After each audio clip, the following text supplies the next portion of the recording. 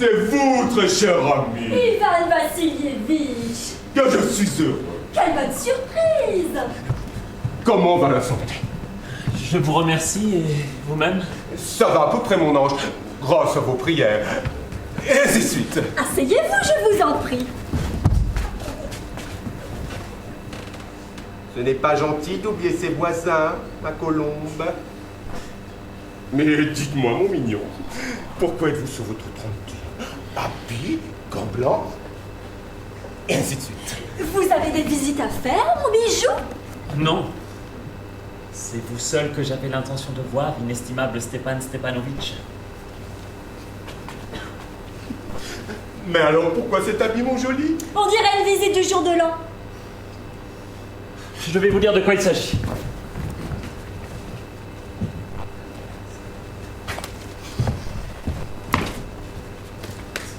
Je suis venu chez vous, inestimable Stepan Stepanovitch, pour vous adresser une demande. Ce n'est pas la première fois que j'ai l'honneur de solliciter votre aide, et vous avez toujours bien voulu... Mais excusez-moi, je suis très ému. Permettez-moi de boire un verre d'eau, inestimable Stepan Stepanovitch. Il est venu pour me taper, hein? Pas un copec, mon petit vieux. De quoi s'agit-il, mon ange? Voyez-vous, inestimable Stepanovitch... Pardon, je voulais dire Stepan Inestima. Vous voyez, je suis terriblement ému.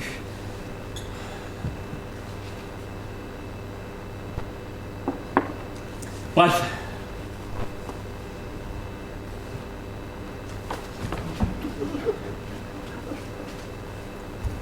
Vous seul pouvez m'aider, bien que je ne l'ai pas mérité du tout, que je n'ai pas le moindre droit.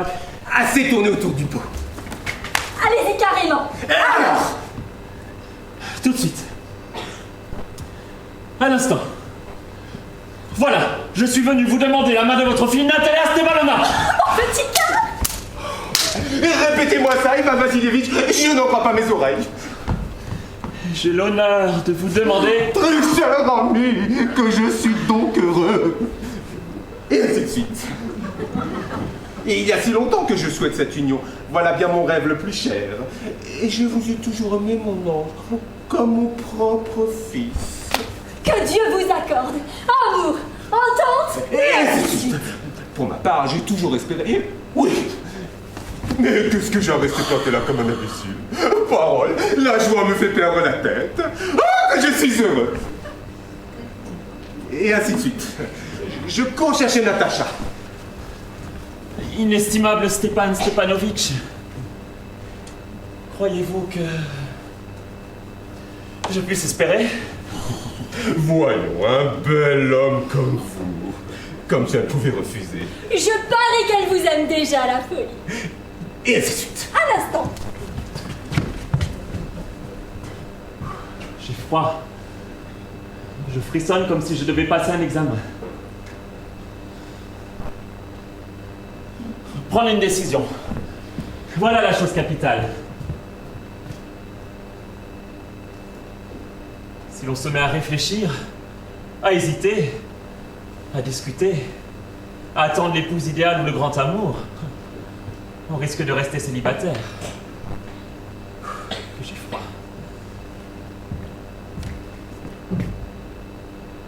Natalia Stepanovna est une excellente maîtresse de maison. Elle n'est pas mal de sa personne. Elle a de l'instruction. Que me faut-il de plus? Oui. À force de m'agiter, j'ai les oreilles pleines de bourdonnements. D'ailleurs, il faut absolument que je me marie.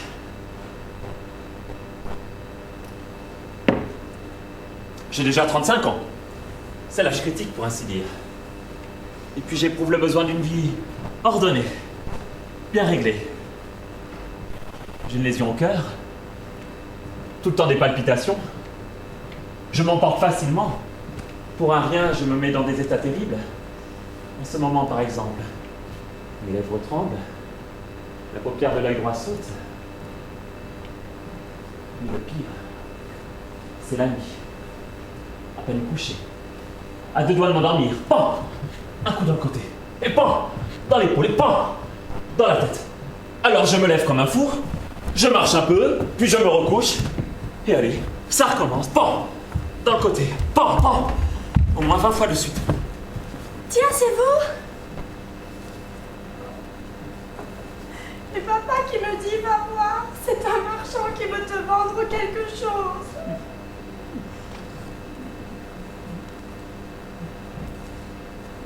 Bonjour, Ivan Vassilievitch. Bonjour, inestimable Natalia Stepanovna. Excusez-moi, je suis en tablier. Pas très présentable. Nous étions en train d'écosser des petits pois pour les faire sécher. Pourquoi vous faites-vous si rare? Asseyez-vous donc. Puis-je vous offrir quelque chose? Non, merci. J'ai déjeuné.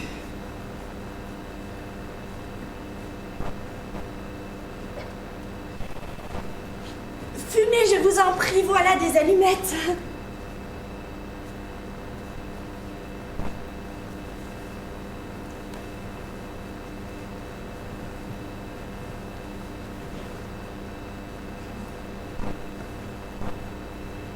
Le temps est superbe aujourd'hui.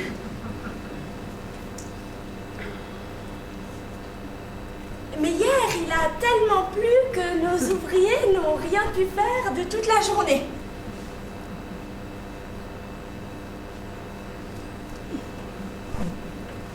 Comment marche la fenaison chez vous? Moi, figurez-vous, j'ai été trop gourmande. J'ai fait pocher le grand pré et maintenant je le regrette.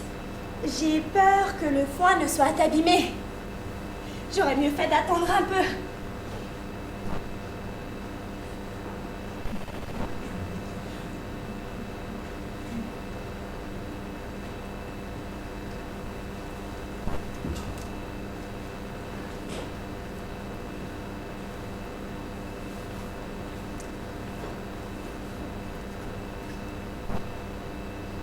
Mais dites donc, vous êtes en habit, ma parole.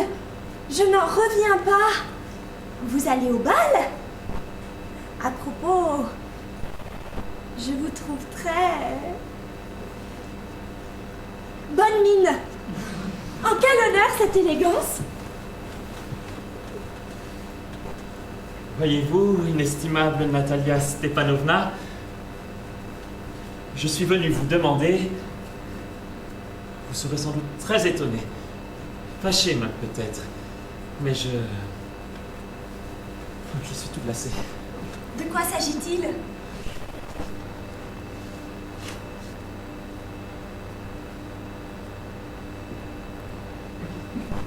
Eh bien,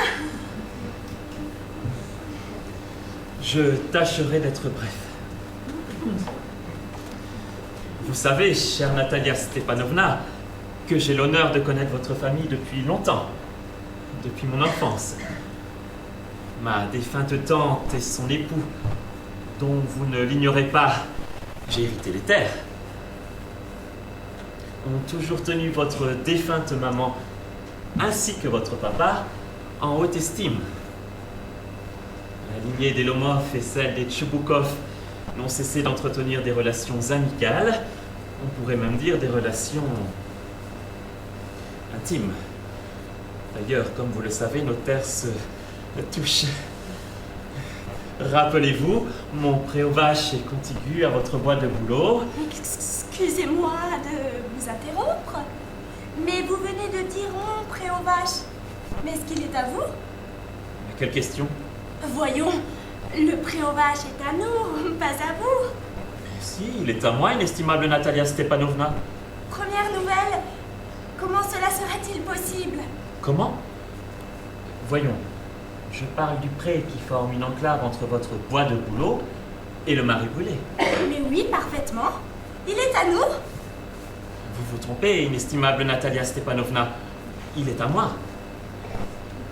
Revenez à vous, Ivan Vassilievitch. Depuis quand est-il à vous? Depuis quand?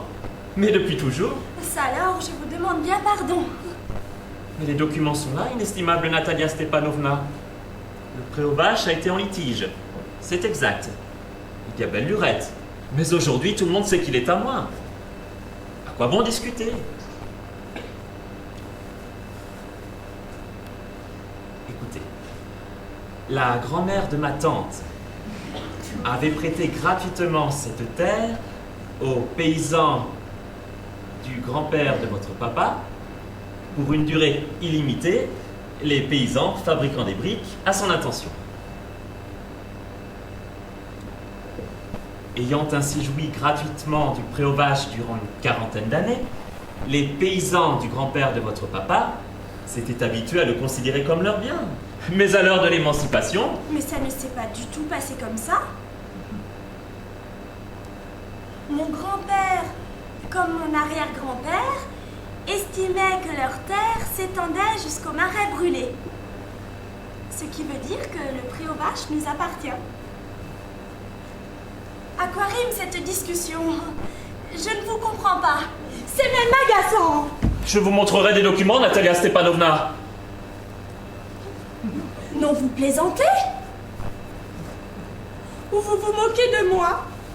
Charmante surprise. Nous possédons cette terre depuis bientôt 300 ans et brusquement on vient nous annoncer qu'elle n'est pas à nous.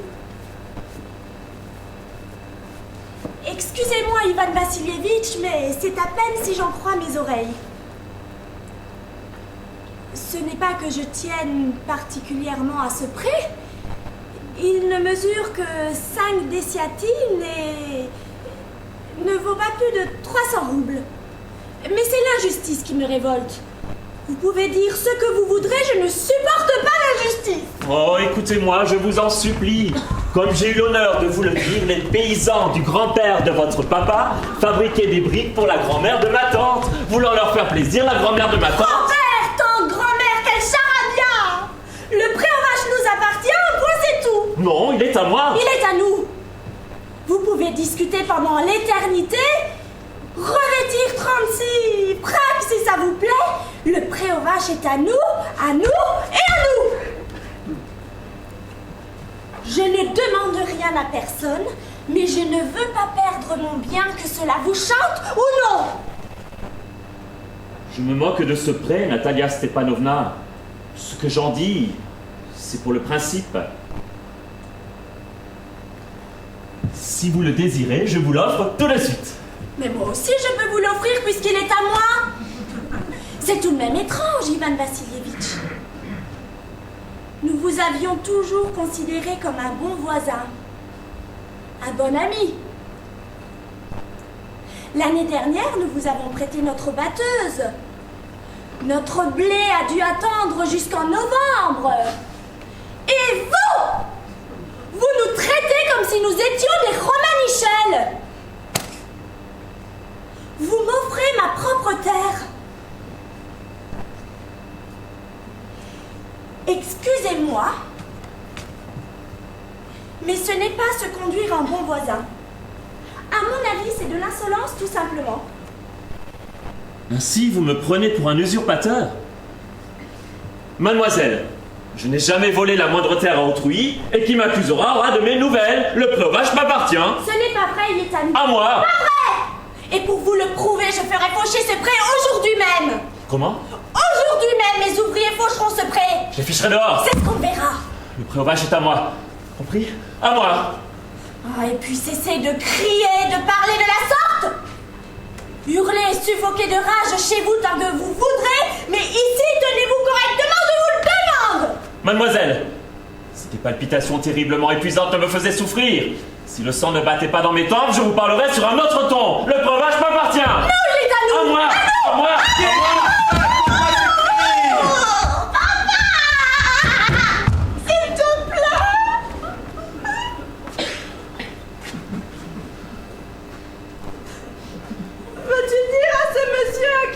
Le pré aux vaches? À nous ou à lui? Quelle question, mon trésor. Mais à nous, bien sûr.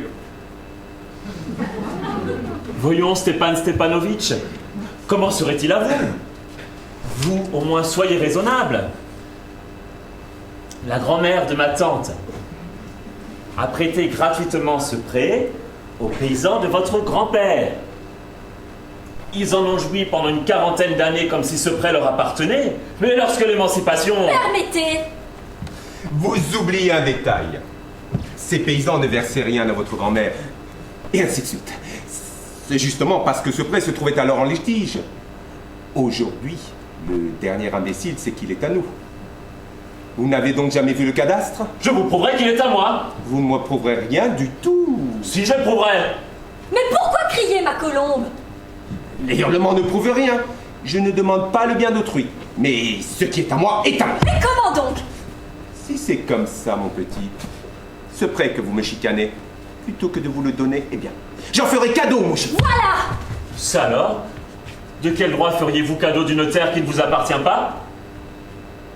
Ça me regarde. Et puis, jeune homme, je n'ai pas l'habitude que l'on me parle sur ce ton. J'ai le double de votre âge, jeune homme, et je vous prie de me parler avec respect. Non, mais vous me prenez pour un imbécile? Vous vous payez ma tête, ma parole. Vous dites que la terre est à vous, et par-dessus le marché, il faut que je reste calme, que je sois poli. C'est un peu fort. Les bons voisins n'agissent pas ainsi, Stepan Stepanovitch. Vous n'êtes pas un bon voisin, non? Mais un usurpateur! Comment, monsieur? Qu'avez-vous dit? Papa, il veut tout de suite envoyer nos faucheurs. Qu'avez-vous dit, monsieur? Le pré aux vaches nous appartient et je ne céderai jamais. C'est ce que nous allons voir. Le tribunal vous prouvera qu'il est à moi. Le tribunal? Allez donc porter plainte au tribunal. Et ainsi de suite. Je vous connais, moi. Les procès, ça vous démange. Vous êtes un chicaneur né. Comme tous les vôtres. Pas d'exception. Je vous défends d'insulter ma famille. Il n'y a que des gens propres dans la lignée des Lomov. Aucun n'a jamais été arrêté pour avoir dilapidé le bien d'autrui, comme ce fut le cas de votre oncle. Chez vous, ils étaient tous cinglés. Votre grand-père buvait comme un trou. Et Nastasia Mirailovna, la plus jeune de vos tantes, elle a fichu le camp avec un architecte. Et ainsi de suite. Et votre mère à vous, elle avait une jambe plus courte que... Un coup dans le côté. La tête à présent. Seigneur, de l'eau. Et votre père, un joueur. Un goinfre. Et votre tante, une cancanière. Je ne sens plus ma jambe gauche. Et vous, vous êtes un arriviste. Oh mon cœur. Tout le monde sait qu'avant les élections, des étincelles devant les yeux. Où est mon chapeau? Et vous, vous n'êtes qu'une vipère, un faucheton. Un homme de rien. Oui, monsieur. Voilà mon chapeau. C'est dégoûtant. Le cœur qui... Où elle est? C'est malhonnête. Où est la porte? Oh, je meurs. C'est infâme. Ma jambe ne fonctionne plus. Et je vous interdis de remettre les pieds chez moi. Allez donc porter plainte au tribunal. On verra bien. Qu'il aille au diable. Misérable. Un gredin. Fiez-vous à vos voisins après cela. Un épouvantail à moineau. Quel monstre. Il vous vole votre terre et des insultes par-dessus le marché. Et dire que cet énergumène, ce propre à rien, ose venir faire sa demande, hein? Ça demande. Quelle demande? Parbleu. Il est venu pour te demander en mariage. En mariage? Moi?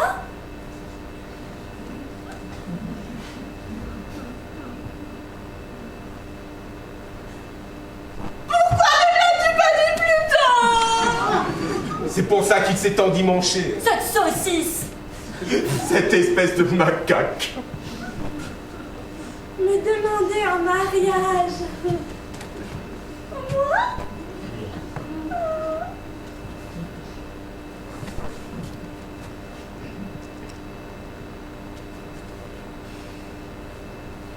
Rappelle-le. Rappelle-le. Me rappeler qui? Vite, je me sens mal. Rappelle-le. Qu'est-ce qui te prend? Que me veux-tu? Malheureux que je suis, je me ferai sauter la cervelle. Je me meurs. Je vais me pendre. Je suis un bout.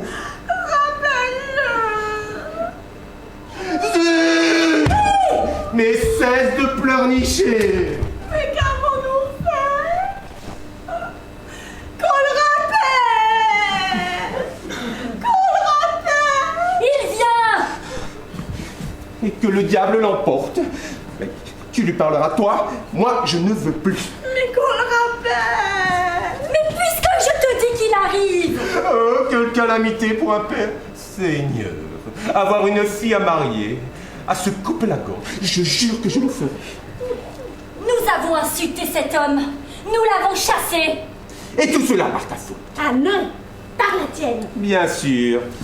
C'est toujours moi le coupable. Eh bien, tu n'as qu'à te débrouiller avec lui. Et ainsi de suite. Palpitation terrible. Une jambe comme paralysée. Des crampes dans le côté.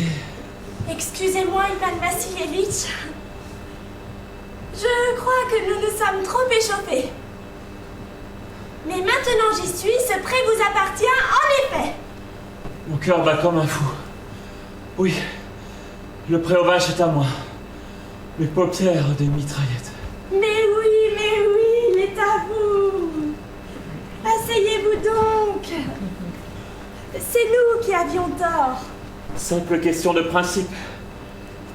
Je ne tiens pas à cette terre, mais je tiens au principe. Au principe, parfaitement. Mais parlons d'autre chose. D'autant plus que je possède des preuves. La grand-mère de ma tante avait donné aux paysans de votre grand-père... C'est bon, n'en parlons plus. Je me demande par où commencer.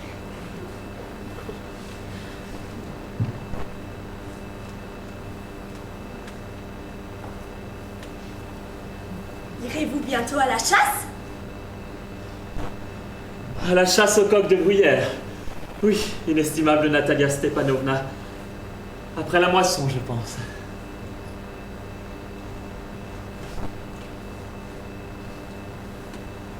À propos, vous ne savez pas, il m'arrive une tuile. Mon Ougadaï. Vous le connaissez? Il s'est mis à boiter. Quel malheur. Et pourquoi donc? Allez le savoir. Il a sans doute une entorse ou d'autres chiens l'auront mordu. C'est mon meilleur chien de chasse. Sans parler de ce qu'il vaut. Je l'ai payé à Mironov 125 roubles. C'est beaucoup trop cher, Ivan Vassilievitch. Ce n'est pas mon avis. Au contraire, c'est un chien merveilleux. Papa a payé son Otkataï 85 roubles et vous savez bien que votre Ougadaï est loin de le valoir.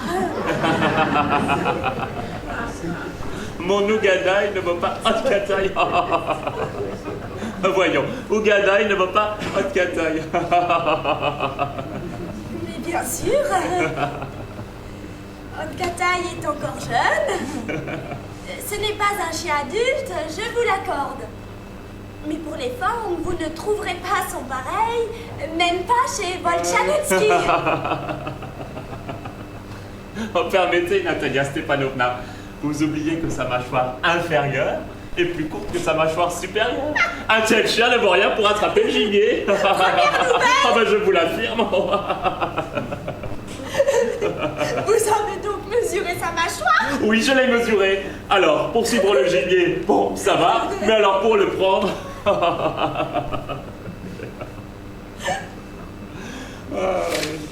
D'abord, Otkataï a de la race. Il possède un pédigré. Oui. C'est le fils de Zapriagaï et Stameska. Et votre cabot? On ne sait même pas d'où il sort. Il est vieux et vilain comme une pauvre race. Oui. Et bien, tout vieux qu'il est, je ne l'échangerai pas contre 5 Otkataï. Aucune comparaison. Ougadaï est un vrai chien de chasse, oui. Ridicule de discuter. Des Otkataï, on en trouve 13 à la douzaine chez n'importe quel marchand. 25 roubles, voilà tout ce qu'il vaut. Mais quelle mouche vous pique aujourd'hui, Ivan Vassilievitch! Tout à l'heure, vous affirmiez que le pré aux vaches vous appartient. Et voilà que maintenant, Ougadaï est plus beau qu'Otkataï. Je n'aime pas qu'on dise le contraire de ce qu'on pense. Vous savez parfaitement que votre Ougadaï ne vaut pas notre Otkataï. Pourquoi me contredire? Oh, je vois, Natalia Stepanovna, que vous me prenez pour un aveugle ou pour un imbécile. Comprenez enfin que votre Otkataï a la mâchoire trop courte. Ce n'est pas vrai. Si. Ce n'est pas vrai. Pourquoi criez-vous, mademoiselle? Et vous, pourquoi dites-vous des bêtises? C'est révoltant à la fin. Votre Ougadaï, il est tout juste bon à faire piquer. Et vous osez le comparer à Otkataï. Écoutez-moi. Je ne peux pas poursuivre cette conversation. J'ai des palpitations. J'ai remarqué que ce sont toujours les chasseurs de rien du tout qui discutent le plus. Mademoiselle, cessez. Je vous en supplie. Mon cœur va éclater. Silence. Je ne me tairai pas tant que vous n'aurez pas reconnu Kotkataï vaut 100 fois votre Ougadaï. Mais vaut 100 fois moins qu'il crève votre Kotkataï. Mes tempes, mon œil, mon épaule. Votre imbécile d'Ougadaï, il n'a pas besoin de crever, lui. C'est déjà une charogne. Taisez-vous. Mon cœur éclate. Qu'est-ce qui se passe encore?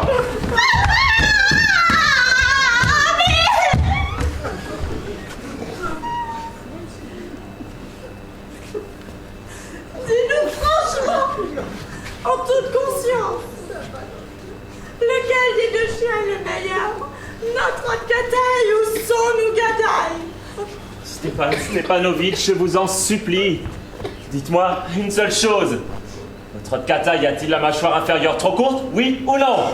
Et quand elle le serait trop courte? Quelle importance? Kotkataï est le plus beau chien du district, un point c'est tout. Mais moins beau que mon Ougadaï? Avouez-le. Répondez en toute conscience. Il n'y a pas de quoi vous énerver, mon trésor. Permettez. Votre Ougadaï a des qualités, je le reconnais. Il est de race, il a de bonnes pattes, les hanches rondes, et ainsi de suite. Mais pour tout vous dire, ma colombe, ce chien a deux graves défauts. Il est trop vieux et il a la gueule trop courte. Excusez-moi. J'ai des palpitations.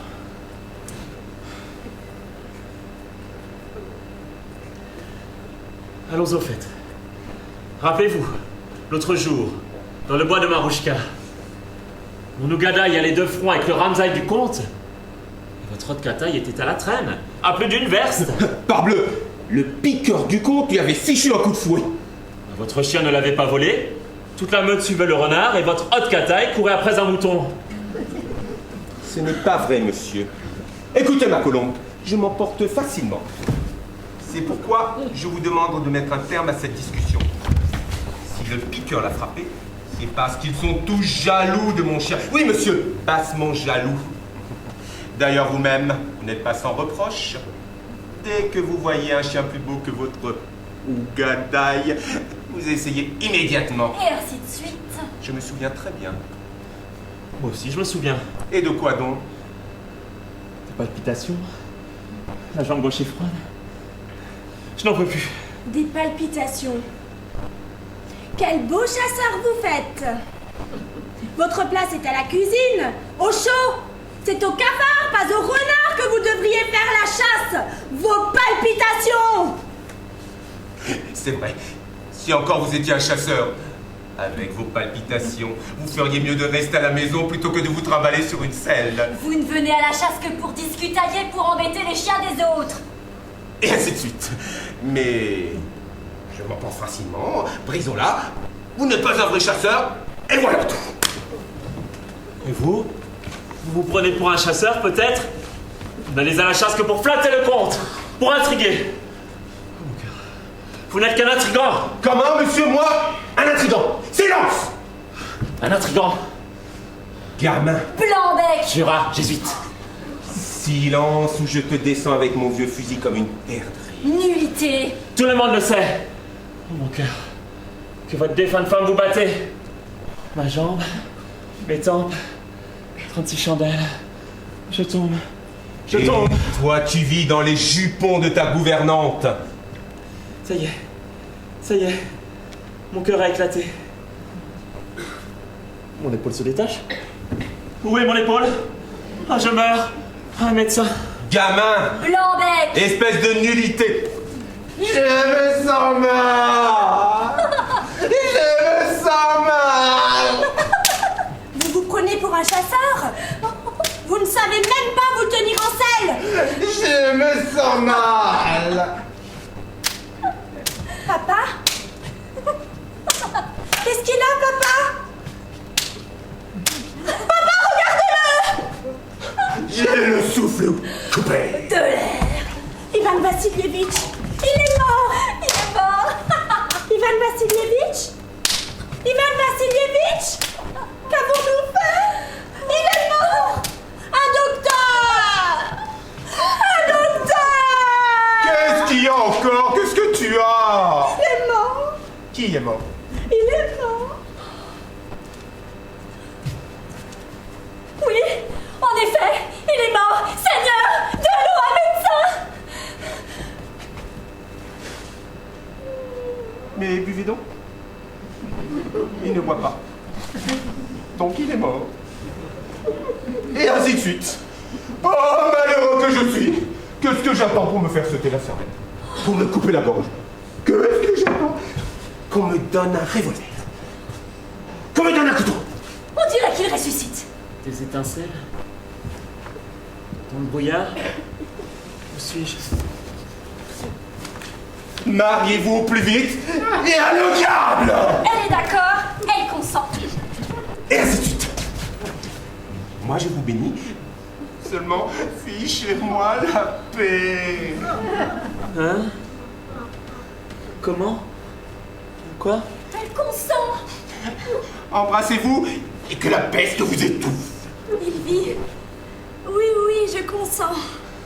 Mais embrassez-vous donc! Hein? Quoi?